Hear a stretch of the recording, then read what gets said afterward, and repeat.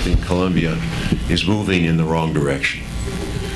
It's moving back towards repression of its own and violence and murder.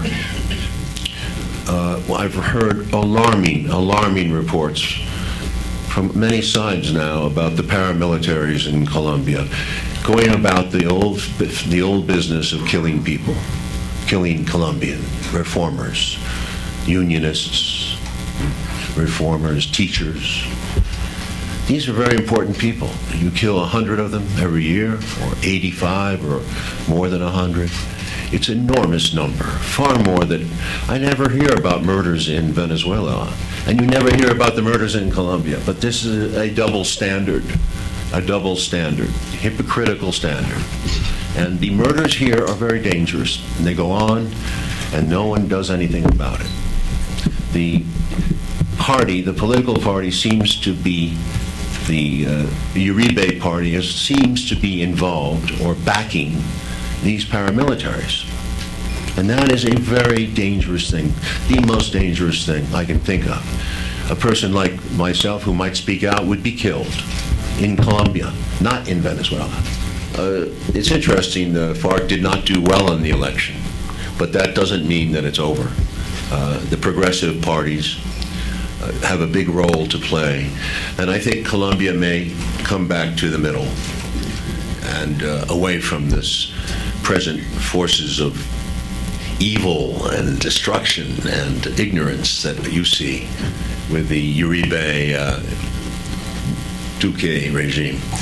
I hope, remember that M19 made 20% of the vote several years ago. 20% of the vote, that was a very good showing. So it goes to show you there is another element here in Colombian politics than simply repression and murder. The crisis in Venezuela is a tragedy.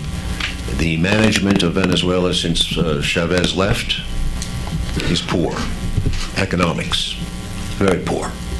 This has been confirmed by several parties now. That is not to say they're murdering people like here. Okay? Big difference. So it's important to remember, to keep this in perspective. The crisis is an economic one. And the refugees, it's an economic problem. And I feel very sorry for them. The inflation in Venezuela is unacceptable. Unacceptable. It's insane. And I hope that the government now is making some changes. And it seems that they are, to try to make this more of a market economy. You cannot be rigid. You have to be flexible when things change, and the market has changed. But when the United States is constantly intervening in Venezuela, when Colombia is constantly interfering in the affairs of Venezuela, that is wrong. Venezuela is not interfering in your affairs. Colombia is interfering in Venezuela affairs. So let's judge this fairly, squarely. It is Colombia that is interfering in Venezuelan affairs.